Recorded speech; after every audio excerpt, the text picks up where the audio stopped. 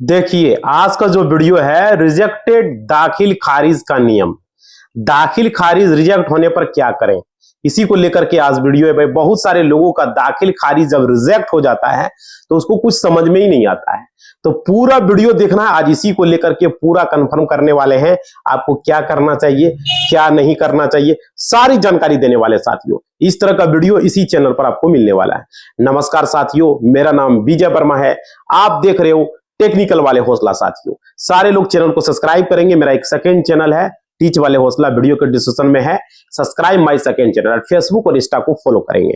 Second channel को subscribe करेंगे और फेसबुक इंस्टा को फॉलो करना है। सर्वे से रिलेटेड जानकारी के लिए टेलीग्राम जरूर ज्वाइन करें। अब देखिए साथियों, यहां पर क्या है, दाखिल खारिज जो रिजेक्ट किया जाता है, रिजेक्टेड दाखिल खारिज का नियम क्या है वो समझिए। देखिए, दाखिल खारिज रिजेक्ट जो होता है, यदि बिहार में आपका जमीन है तो आपका दाखिल खारिज अगर रिजेक्ट हो जाता है तो कुछ समझ में ही नहीं आता है, करना है क्या करना है। साथियों देखिए, अंचलाधिकारी सीओ स्तर पर दोबारा सुनवाई नहीं होगी। अगर एक बार दाखिल खारिज रिजेक्ट हो गया तो दोबारा उस पर किसी भी तरह की सुनवाई नहीं होने वाला है। समझ पा रहे हो? आपको 30 दिनों के भीतर भूमि सुधार उप समर्था, जिसको कि DCLR बोला जाता है, के पास आपको अपील दायर करना पड़ेगा। समझ पा रहे हो? हिंदी में उसको क्या कहते हैं, भूमि सुधार उप समर्था। समझ पा रहे हो? वो जिला में होता है, अनुमंडल में होता है। आप देखिए यहां पर क्या, इसके जो रिजेक्ट होते हैं आवेदन, उसके लिए आपको आवेदन पत्र जमा करना होगा। पूरा वीडियो में बताएंगे, अभी हम शॉर्टकट में बता रहे हैं। उसके बाद देखिए, बिक्रीनामा, जो आपका केवाला है, जो आपका मिला है रजिस्ट्री पेपर, वो आपको खाता खेसरा और खरीदार से संबंधित जो भी कागजात साथ में ले जाने होंगे आपको, और DCLR कोड में आपको अपील देनी होगी, नहीं केवाला आपको देना पड़ेगा। सीनियर क्लियर समझ लो भाई। समझ पा रहे हो? ये चीजें हो गया। अब देखिए, रिजेक्टेड दाखिल खारिज की स्थिति में क्या करना है पूरा समझिए। पूरा वीडियो बता रहे हैं, पूरी तरीके से देखो भाई। वीडियो एक बार देख लोगे, दाखिल खारिज का रिलेटेड वीडियो जरूर देखो भाई। बहुत सारे जमीन का केसेस हमारे पास दाखिल खारिज का लेकर के है, जमीन के टाइटल को लेकर के है, जमीन के बंटवारा सूट को लेकर के है, जमीन के हर तरह के जो है लोग यहाँ पर केस कर रहे हैं। समझ पा रहे हो? तो भाई पूरा वीडियो देखो और समझो, क्योंकि मैं एक अमीन की डिग्री भी लिया हूं, साथ ही साथ एडवोकेट भी हूं। कोर्ट में केसेस लड़ रहे, 500 प्लस क्लाइंट है मेरा, 500 प्लस। समझ पा रहे हो? शुरू से ही जमीन से रिलेटेड हर तरफ फोन पर बात सुनते थे। मेरे पिताजी एडवोकेट थे, तो जमीन से रिलेटेड क्या है नहीं है पूरी जानकारी होता है। अगर एक डॉक्टर का बेटा वहां पर सुनता है दवा देने का, ये दवाई बीमारी में, वो बीमारी होता है, तो डॉक्टरी वो सीख जाता है। उसी तरीके से मेरे साथ हुआ। समझ पा रहे हो? तो इसलिए हम आप लोग को इतना अच्छे तरीके से जानकारी दे पाते हैं, क्योंकि मैं उसका प्रैक्टिकल किया हूं भाई। एक किताबी ज्ञान जो होता है वो तो पढ़ाई हूं, प्लस प्रैक्टिकल भी नॉलेज है, क्योंकि कर रहे हैं 500 केस को हैंडल करना इतना आसान नहीं है। समझ पा रहे हो? ये जरूरी होता है, इसलिए पूरा वीडियो देखो और जितने भी लोग जुड़े हो धड़ाधड़ सब्सक्राइब कर दो। और जल्द से जल्द 10 मिलियन हम चाहते हैं। बहुत सारे गरीब लोग हमारे पास आता, आप ही लोग कमेंट करके बताइए, गरीब लोगों का मदद नहीं करें। बहुत सारे ऐसे लोग हैं जिसके पास पैसे नहीं है, उसका जमीन का दाखिल खारिज रिजेक्ट हो गया, जमीन का टाइटल को लेकर कोई मतलब कि दबंग प्रकृति का आदमी है, उसका जमीन को कब्जा कर लिया, वो आते हैं, उसका खेत बेच के केस लड़ने के लिए आता या नहीं आता, कमेंट करो भाई। ऐसे भी लोग हैं, तबाह कर दिया अगल बगल गांव, अलग बगल दलाल, वो माफिया लोग, उसके जमीन को कब्जा कर लिया, उसका जमीन को किसी और के पास बेच दिया, वो मामला कोर्ट में चला गया। वो ना अपना जमीन पर किसी तरह का वो दखल कर सकता है, ना वो अपना जमीन को बेच सकता है, क्योंकि मामला कोर्ट में चला गया है। इस तरह का भी मामला, ऐसे लोगों को हम हेल्प करना चाहते हैं। आप लोगों का मदद चाहिए। 1 मिलियन तो आप लोगों ने कर ही दिया, हम चाहते हैं जल्द से जल्द 10 मिलियन का पूरा करने का टारगेट, ताकि लोगों को हेल्प कर सके। इतना में हो ही नहीं पाता है। आप लोग शेयर लाइक करो धड़ाधड़ भाई, जरूरी है। हमें मजबूत करोगे तब हम आप लोगों का हेल्प कर पाएंगे। समझ पा रहे हो? इसलिए आप लोगों से रिक्वेस्ट है। आप देखिए यहां पर क्या है, दाखिल खारिज का जो है, रिजेक्टेड दाखिल खारिज की स्थिति में क्या करना है वो समझिए। सबसे पहले यह पता लगाना है आपको कि आपका दाखिल खारिज आवेदन रिजेक्ट क्यों हुआ। सबसे पहला रीजन ये मालूम करना है। अंचलाधिकारी सीओ से आप बात करेंगे, या तो आप स्टेटस ऑनलाइन भी चेक कर पाएंगे, सीओ से भी जाके आपको मिलना है, और रिजेक्शन के लिखित कारणों को उनसे समझेंगे। समझ रहे हो कि क्या क्यों हुआ, क्या कारण था जो हमारा दाखिल खारिज रिजेक्ट किया गया। समझ पा रहे हो? उसके बाद क्या करना, अगर पता चल गया ये कारण है वो कारण है, ठीक है, उसके बाद आपको क्या करना है, DCLR कोर्ट में आपको अपील करना है। DCLR कोर्ट में रिजेक्शन के बाद आपको अंचलाधिकारी सीओ को DCLR कोर्ट में अपील की सलाह आपको देगा। सीओ ही बताएगा कि DCLR कोर्ट में कीजिए। अपील का समय होगा रिजेक्शन की सूचना मिलने के, आपका मान लीजिए आज रिजेक्ट हुआ तो आज के 30 दिनों के भीतर आपको DCLR कोर्ट में अपील दायर कर देना है, याद रखिए। 30 दिनों के भीतर ही अपील आपको दायर कर देना है। मान लीजिए आज रिजेक्ट हुआ, आज से 30 दिनों के अंदर, जैसे आज हुआ तो आज, कल आप कर दो, परसों कर दो, तरसों कर दो, 5 दिन के अंदर कर दो, 10 दिन के अंदर कर दो, लेकिन कर दो, 30 दिन के बाद पार नहीं होना चाहिए। समझ रहे हो? और देखो आवश्यक दस्तावेज क्या है। अपील के लिए निम्नलिखित दस्तावेज आपको अपना साथ में ले जाना। वहां पर अपील होगा, आपका अपील करोगे तो भाई वहां पर जो रिजेक्ट हुआ उसका आवेदन का प्रूफ, आवेदन पत्र जो रिजेक्ट हुआ उसका प्रिंट आउट निकाल लेना है। समझ पा रहे हो? वो आवेदन, रिजेक्ट वाला आवेदन निकाल लेना है। बिक्री नामानिक्य वाला जो आपका सेल डीड है, जिसके लिए आप दाखिल खारिज किए हो, वो सेल डीड जिसको आप लोग केवाला बोलते हैं, उसको प्रिंट आउट कर लेना है, उसको भी ले जाना है, फोटो स्टेट। ठीक है? खाता खेसरा रकबा सारा कुछ डिटेल्स उसमें रहता है। और खरीदार से संबंधित जो भी कागजात हैं वो भी आप लगा सकते हो। ठीक है? और अपील की प्रक्रिया को समझने के लिए एक वकील की मदद आपको लेना होगा। समझ पा रहे हो? वकील नहीं लोगे तो काम सही तरीके से नहीं हो पाएगा। एडवोकेट आपको रखना होगा। सोचोगे हम अपने कर लेंगे, नहीं होगा भाई। ये सब जमीन जायदाद का मामला, लड़ाई झगड़ा का मामला, जमीन से रिलेटेड खास करके एडवोकेट आपको रखना है। ज्यादा बड़ा सीनियर नहीं रखना, नॉर्मल वकील रखना, क्योंकि इसमें ज्यादा जरूरत नहीं है बहस का, ज्यादा इसमें नहीं, थोड़ा बड़ा काम चल जाएगा, इसमें कोई दिक्कत नहीं है। इसमें मतलब आपको सीनियर वकील इसमें रखने की कोई जरूरत नहीं है। समझ पा रहे हो? क्योंकि सीनियर वकील जब रखोगे, सीनियर एडवोकेट जब रखोगे तो वहां पर पैसा आपको ज्यादा लगेगा, फिर काम उतना ही होगा। समझ पा रहे हो? जो वकील मतलब 5 साल 10 साल प्रैक्टिस किया है वो सबको रखो। ये नहीं कि जो 15 साल से है, 20 साल से, फिर वो मांगेगा हम लेंगे 5000 2000 हर तारीख पर, दे पाओगे?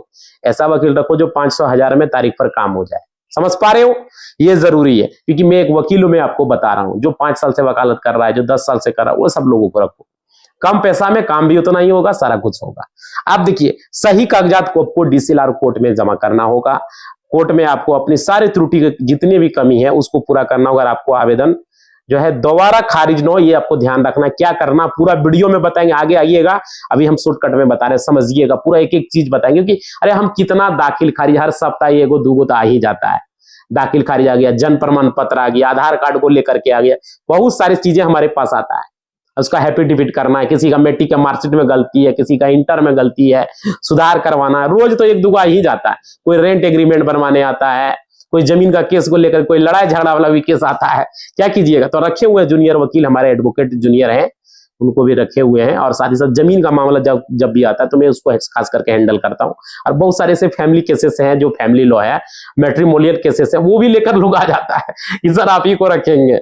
समझ पा रहे हो? देखो, जमुई जिला में जितना भी एडवोकेट है हमारे यहाँ, जैसे आप जो भी जिला से होंगे, कोई दिक्कत नहीं है, तो वहां पर अभी सबसे 1 नंबर में अभी जो है, अभी देखो यूट्यूब पर हम 1 नंबर में पूरे बिहार में, एडवोकेट में। बिहार के पूरे मान के चलो, जमीन सर्वे का तो 1 नंबर चैनल है ही, प्लस बिहार में 1 नंबर में है। अब देखिए यहां पर समझिए भाई, यहां पर आपको समझना होगा कि दाखिल खारिज के नियमों को जो है समझना पड़ेगा पूरी तरीके से। जो बात है वो आप लोगों को नियम नहीं पता रहता है, उस वजह से रिजेक्ट हो जाता है। बहुत सारे लोगों का यही कारण होता है। देखिए हम बताते हैं, आप लोगों को समझिएगा। यहाँ पर क्या हम एक एक चीज बनेंगे, क्या क्या कागजात लगेगा, अभी कागजात आपको शॉर्टकट में बताएं, हम और भी चीजें आप लोग को बताएंगे, ध्यान से समझिएगा। यहाँ पे देखिए, यहाँ पर दाखिल खारिज का मतलब क्या होता है कि संपत्ति का मालिकाना हक आपको जो है नहीं होता है। याद रखिएगा, दाखिल खारिज हो गया तो हमको संपत्ति का मालिकाना हो गया, ऐसा कुछ नहीं है। समझ पा रहे हो? ये केवल राजस्व रिकॉर्ड में आपका एंट्री होता है। समझ पा रहे हो? ये जरूरी था। आप समझिए एक एक चीज को कि यहां पर किस प्रकार से दाखिल खारिज को जो है लेकर के लगातार जो है यूट्यूब पर, फेसबुक पर वीडियो लोग बना रहे हैं, बता भी रहे हैं। ठीक है, बहुत सारा है जिनके जमीन का दाखिल खारिज रिजेक्ट हो गया, जिनके जमीन का किस प्रकार से होगा, पहले आपको हमने बताया भी शॉर्टकट में, आप लोग को समझ में आया होगा। तो देखिए दाखिल खारिज उनका दाखिल किस प्रकार से होगा, सबसे चीजें हमने अभी बताया एक एक करके आप लोगों को। दाखिल खारिज आपका प्रखंड कार्यालय से रिजेक्ट होता है, अधिकतर वहीं से रिजेक्ट होना ही होना, वहीं से शुरू होता है ना, इसलिए उसके लिए आपको जो है यहाँ पर जो प्रक्रिया हमने बताया वो आपको फॉलो करना पड़ेगा, उसका कारण जो पता करना होगा। समझ पा रहे हो? दाखिल खारिज रिजेक्शन का क्या है, उसका नकल आपको लेना पड़ेगा, जो हमने बताया रिजेक्टेड वाला आपको आवेदन लेना पड़ेगा। समझ पा रहे हो? और आपको जो भी प्रखंड कार्यालय है वहां से आपको उसके लिए जो है निकाल लेना है, जो प्रखंड कार्यालय से होगा वहीं से आपको निकालना है। इधर उधर भटकने की जरूरत नहीं है, चक्कर नहीं लगाना है। रिजेक्टेड वाला कारण प्रखंड कार्यालय से निकाल सकते हो। समझ पा रहे हो? नकल निकालेंगे कि वो आप जब कोर्ट में फाइल करेंगे तो वो आपको जरूरत पड़ेगा। समझ पा रहे हो? तो दाखिल खारिज आपको वहां रिजेक्ट किया। दाखिल खारिज का मतलब क्या था? आपका दोबारा जो है उस प्रखंड से दाखिल खारिज अंचलाधिकारी जो आपके हैं, जो सीओ हैं, सर्किल ऑफिसर, वो नहीं कर पाएंगे। एक बार अगर रिजेक्ट हो गया तो दोबारा से वो नहीं कर पाएंगे। ये चीज आप लोग को ध्यान में रखना है। समझ पा रहे हो? क्योंकि जब तक उसको किसी विशेष अनुशंसा प्राप्त नहीं होता है तब तक वो विशेष अनुशंसा कहां से प्राप्त होगा? समझिए, उसके लिए आपको नकल निकालना पड़ेगा। समझ पा रहे हो? नकल निकालोगे और उस नकल पर देखना होगा कि उसमें क्या कारण लिखा है मेरा दाखिल खारिज रिजेक्ट करने का। पहले कारण उसमें आपको देखना पड़ेगा। समझ पा रहे हो? तो दाखिल खारिज करने के लिए जो नया नियम है उसके अनुसार से कौन कौन से कागजात चाहिए। अब देखिए, यहाँ पर इस वीडियो में हम आपको लगातार इस चीज को जानकारी दे रहे हैं और शॉर्ट में बताने की कोशिश करेंगे। पूरा वीडियो देखना भाई, लाइक करो मेरे भाई, सारे लोग लाइक करो ताकि वीडियो जाए, ज्यादातर लोगों तक पहुंचे, जानकारी हो। कितने भी लोगों का दाखिल खारिज रिजेक्ट होता है पता नहीं, पर डे का लोग परेशान रहता है इस चीज को लेकर के। समझ पा रहे हो? तो ये जरूरी है जो चीजें हम बता रहे हैं। समझ पा रहे हैं? आप देखिए यहाँ पर क्या है, समझिएगा। आपको हम बताना चाहेंगे कि दाखिल खारिज रिजेक्ट हो, उनका दाखिल का भी राजस्व महाअभियान चलाया गया था इसी को लेकर के। पता होगा बहुत सारे ऐसे जमीन है जिसका दाखिल पुराना जमीन का नहीं करवा पाया, लोग भूल गए या कोई भी कारण था वो नहीं करवा पाए, तो राजस्व महाअभियान सरकार ने चलाया, बंटवारा नामांतरण, बहुत सारी चीजें चलाई गई सरकार के द्वारा। तो वहां पर क्या हुआ, पंचायत स्तर पर हल्का में कैंप भी लगाया गया जो कि समाप्त हो गया, 20 सितंबर को था लास्ट डेट, है ना। तो वो हो गया, वहां रिजेक्टेड दाखिल खारिज का नहीं हुआ, याद रखिएगा। कैंप जो लगाया वहां रिजेक्टेड दाखिल खारिज का अगर आप जमा किए हैं तो आपका नहीं होगा, याद रखिएगा। दाखिल खारिज जो है उन्हीं का होगा राजन जिनका दाखिल खारिज रिजेक्ट नहीं हुआ था, जिसका जो कभी फाइल नहीं किए थे पुराना का, और नया में कोई दाखिल खारिज का रिजेक्ट हो गया है 1-2 साल 4 साल के अंदर, तो वो नहीं होगा, याद रखिएगा। राजस्व महाअभियान में वैसे जमीन का दाखिल खारिज नहीं होगा। और देखिए, जिनकी जमीन के ऊपर कोर्ट में कोई मामला चल रहा है तो वो उस जमीन का भी दाखिल खारिज नहीं होगा, वैसे जमीन का भी प्रखंड कार्यालय से दाखिल खारिज नहीं होगा। बहुत लोग सोच रहे हैं राजस्व महाअभियान में दे देते हैं, रिजेक्ट हो गया तो मेरा हो जाएगा, नहीं भाई, नहीं होगा, याद रखिएगा। और कोर्ट में केसेस है तो वैसे भी जमीन का दाखिल खारिज नहीं हो पाएगा। समझ पा रहे हो? आपको क्या करना होगा, दाखिल खारिज आपको उसके लिए नकल दस्तावेज निकालना होगा और पता करना होगा किस कारण से हुआ, सबसे पहला काम वो आपको करना है। समझ पा रहे? और वो कागजात को आपको व्यवस्था करना है, आपके जिले, आपके जो प्रखंड है, जो अनुमंडल है, वहां पर आपको जाना है। और जो सब डिवीजन है जो आपके नजदीक में, जो आप जिस जगह पर अब रह रहे हो, बिहार में आप किसी भी जिले से होंगे, है ना, तो भाई बिहार में टोटल 38 जिला है, आप किसी भी जिले से होंगे तो वहां पर आप जिस जिले से, आप जिस प्रखंड में आप रह रहे हो, वहां का अनुमंडल में आपको जाना पड़ेगा। समझ पा रहे हो? ये जरूर आपका अनुमंडल जो होगा वहां पर जाके आपको ये पता कर लेना है, डीसीएलआर के बारे में पता कर। डीसीएलआर का ऑफिस आप लोग को पता होगा आपके जिले में ही होता है। समझ पा रहे हो? जो आपके अनुमंडल पदाधिकारी होते हैं उन्हीं के आसपास जो एसडीएम होते हैं, एसडीओ जिसको बिहार में बोला जाता है, सब डिविजनल मजिस्ट्रेट, एसडीएम जिसको कहा जाता है, अलग अलग बोला जाता है। बिहार में उसको एसडीओ या कार्यपालक दंडाधिकारी बोला जाता है। समझ पा रहे हो? वहां पर आप जाएंगे, एसडीएम करें, वहीं के आसपास डीसीएलआर का ऑफिस भी होता है। समझ पा रहे हो? आपको वहां पर भूमि उप समर्था लिखा रहता है। समझ पा रहे हो? तो वहां पर आपको जाना है और वहां पर आपको पहले पता कर लेना कि कहां पर वो बैठता है। समझ पा रहे हो? तो डीसीएलआर के कार्यालय में जाएंगे। अधिकतर लोग जो है उसको कहीं कहीं उसको जो है एसडीएम कहता है, कहीं कहीं एसडीओ कहता है, तो बिहार में एसडीओ बोला जाता है, डीसीएलआर उसको कहा जाता है डिप्टी कलेक्टर लैंड रिफॉर्म्स भूमि उप समर्था, जमीन वाला डीसीएलआर होगा, याद रखिएगा। एसडीओ सबको कोई लेना देना नहीं है, उसके आसपास उसका ऑफिस होता है, ठीक है, एसडीओ एसडीएम के बगल में, और वहां पर उसको डीसीएलआर बोला जाता है, जिसके पास आपको जाना है। और उसको क्या कहते हैं, कलेक्टर लैंड रिफॉर्म भूमि सुधार उप समर्था, कलेक्टर लैंड रिफॉर्म भूमि सुधार उप समर्था। समझ पा रहे हो? ये उनको बोला जाता है। वहां पर आपको जाना है और किसी एक वकील को, एक एडवोकेट को आपको रखना पड़ेगा ताकि आपका काम को अच्छे तरीके से देख सके, आपको अपडेट कर सके। समझ पा रहे हो? ये दाखिल खारिज के मामले जितने भी आपको रिजेक्ट हो रहे हैं प्रखंड कार्यालय से, समझ रहे हो, वहां पर जो है आपको डीसीएलआर कोर्ट में वो मामला आता है। और डीसीएलआर कोर्ट के द्वारा जो भी दाखिल खारिज, जो भी जमीन से रिलेटेड जो भी विवाद है, वो मामला का निपटारा किया जाता है, क्योंकि वो सीनियर अधिकारी होते हैं, उनके हाथ में वो पावर होता है। आपका जो है एडवोकेट के माध्यम से अपना केस, यानी कि जमीन का जो भी केस आपका रिजेक्ट हुआ, जो वो आपका दाखिल खारिज वहां पर आपको फाइल करना होता है, और वो भी एडवोकेट के माध्यम से करेंगे तो आसान रहेगा और सारा कुछ वो करेगा। हमने पहले भी बता दिया कि नॉर्मल वकील को आपको रखना है, नॉर्मल एडवोकेट को रखना है, ज्यादा हाई फाई नहीं करना है। समझ पा रहे हो? ये होगा, आपके पक्ष को वो रखेंगे, आपके जो भी समस्या जो भी प्रॉब्लम है वहां पर वो जज साहब को बताएंगे। डीसीएलआर कोर्ट में डीसीएलआर को अधिकारी जो है उनको बताया जाएगा, उनको जो है, और वो क्या करेंगे, वो उनको जब अच्छा लगेगा कि नहीं भाई ये गलत तरीके से रिजेक्ट किया गया है, वो सारे कागज को देखेंगे, आपका वेरीफाई करेंगे। उसके बाद डीसीएलआर क्या करेंगे, थोड़ा समय लग सकता है, महीना 2 महीना 3 महीने का समय लग सकता है, डीसीएलआर वो अप्रूव कर देंगे। समझ पा रहे हो? और आपका दाखिल खारिज फिर वहां प्रखंड कार्यालय के माध्यम से अनुमति मिल जाएगा, उसके बाद फिर प्रखंड कार्यालय से आपका दाखिल खारिज कर दिया जाएगा। सिर्फ यहाँ का बस यहाँ से खाली अप्रूव कर दिया जाएगा, यहाँ से ऑर्डर दे दिया जाएगा सीओ को। समझ पा रहे हो? तो ये हो गया, अंचलाधिकारी को जो भी है कर्मचारी है वो दाखिल खारिज वो कर देंगे। समझ पा रहे हो? ये जरूरी, जो भी दाखिल खारिज हुआ है इस तरीके से दाखिल खारिज होता है, ये प्रक्रिया है। अब देखो वहां पर समय भी महीना 2 महीना 4 महीना लग सकता है, ये नहीं करे कि तुरंत हो जाएगा। समझ रहे हो? 6 महीना भी लग सकता है। तो इस तरीके से आपका वहां पर आपको किसी किसी का साल भर भी लग जाता है। तो समय की वहां बात है भाई। तो वहां पर आपको क्या करना, आपको अच्छे तरीके से अपने एडवोकेट से बात करना है, और वहां पर जो भी एडवोकेट आपको बुलाए तो आपको कोर्ट में, डीसीएलआर कोर्ट में आपको उपस्थित हो जाना है। क्यों उपस्थित हो जाना है? क्योंकि आपको अगर जल्दी में करवाना है तो आपको वहां पर एडवोकेट से हर हमेशा आपको राय परामर्श लेते रहना कि कब हमको आना है, नहीं आना है, कब तारीख है। समझ रहे हो? नहीं तो भाई अगर आप इस तरीके से अगर मान लीजिए अपना मन मर्जी करोगे, आओ सनम जाओ सनम करोगे, टाइम पर जाओगे नहीं, जब तारीख रहेगा तब होगा, इस बार नहीं आएंगे, अगले बार नहीं आएंगे, एक आध बार 2 बार नहीं आओगे चलेगा, ऐसा नहीं है कि हर बार आपको जाना ही है। अगर कोई काम है तो नहीं जाना है, ऐसा कोई जरूरी हो गया उस दिन तारीख है उस दिन, तो उस दिन नहीं जाना। लेकिन बार बार ऐसे करोगे तो फिर क्या होगा, आपका 1 साल की जगह पर 2 साल 3 साल 4 साल 5 साल भी लग सकता है। जो काम 1 साल में आपका दाखिल खारिज होने का था वो टाइम बढ़ जाएगा, टाइम आप ही बढ़ाओगे। समझ पा रहे हो? तो ज्यादातर आपको तत्परता अगर नहीं दिखाओगे तो बहुत सारे लोगों का ऐसा है 5 साल से दाखिल खारिज नहीं हुआ है किसी किसी का। समझ पा रहे हो? तो लगातार आपको कई वर्षों तक दाखिल खारिज आपका रिजेक्ट पड़ा ही रहेगा। इसलिए डीसीएलआर ऑफिस में आपका जो है जब भी बुलाया जाए तो आप लोग अच्छे तरीके से वहां पर जाएंगे, पूरी तरीके से ईमानदार लोग वहां पर भी होते हैं, ऐसा नहीं कि सारे लोग पैसे खाने वाला, कुछ भ्रष्ट लोग भी होते हैं। समझ पा रहे हो? तो भाई भ्रष्टाचार चढ़ावा तो हर जगह होता है, सीओ के पास नहीं होता है, कर्मचारी के पास नहीं होता है, डीसीएलआर में भी होता है चढ़ावा का काम। समझ रहे हो? ऊपर से नीचे तक का सिस्टम भ्रष्ट है, याद रखिएगा। हम लोग को कोर्ट में देखते नहीं है, पर डे काम करते, यही सब चीज तो देखते हैं भाई। समझ रहे हो? इसलिए याद रखिएगा बिहार में ये चीजें चलता है, करप्शन का काम होता है। आप लोग को वहां पर पूरी तरीके से अच्छे तरीके से काम करना है, अच्छे तरीके से बात करना है।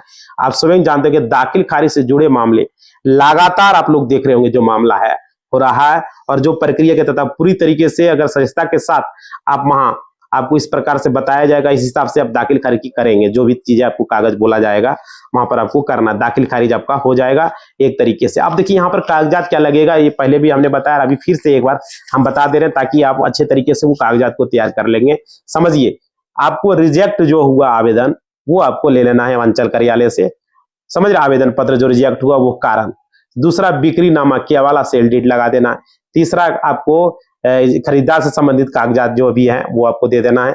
अपील की पूरी प्रक्रिया को इस तरीके से वकील की मदद से समझना है। और वकालतनामा मिलता है, शायद 150-200 में मिलता है, वकालतनामा रहता है, रेड कलर में रहता है, वो वकालतनामा पर आपको लिखवाना, वकील साहब वो लिखेंगे। ठीक है? उसके बाद उसमें आपको वेलफेयर टिकट लगेगा, और फिर आपदा टिकट लगाया जाएगा, फिर एक स्टाम्प लगेगा, 100 रुपये का स्टाम्प लगेगा। समझ रहे हो? ये सब चीजें उसमें ऐड करना है, इंक्लूड करवाना है। उसके बाद उसको जो है ऑनलाइन किया जाएगा।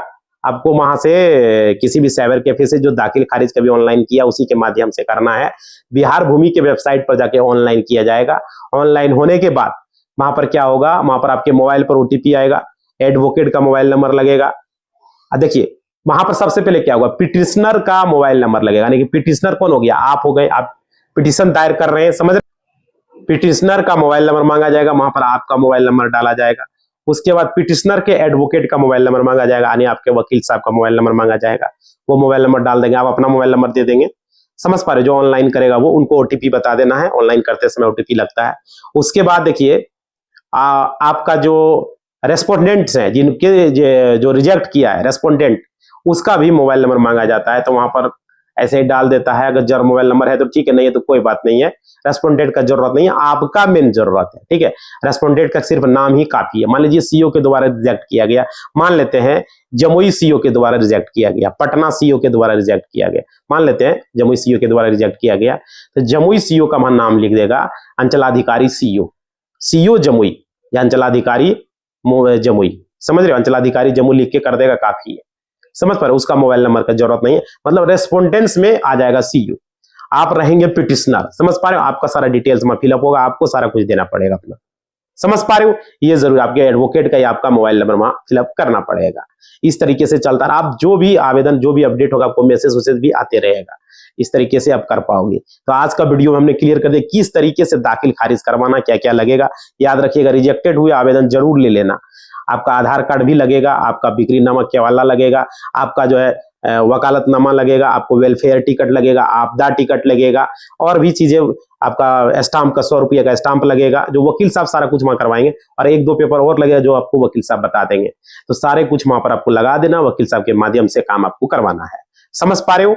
उसके बाद ऑनलाइन करवाना, उतना पेपर ले जाके कोई भी साइबर कैफे में बिहार भूमि के वेबसाइट पर जाकर के, फिर वहां ऑनलाइन से वो प्रिंट आउट निकालेगा और उसको उसमें लगा देगा प्रिंट आउट करके, और फिर वहां पर जाके आपको जमा कर देना है। कहा डीसीएलआर कोर्ट में आपको वकील साहब को देना, वकील साहब साइन करवाएंगे आपसे, और वहां पर फिर वो जमा दे देगा।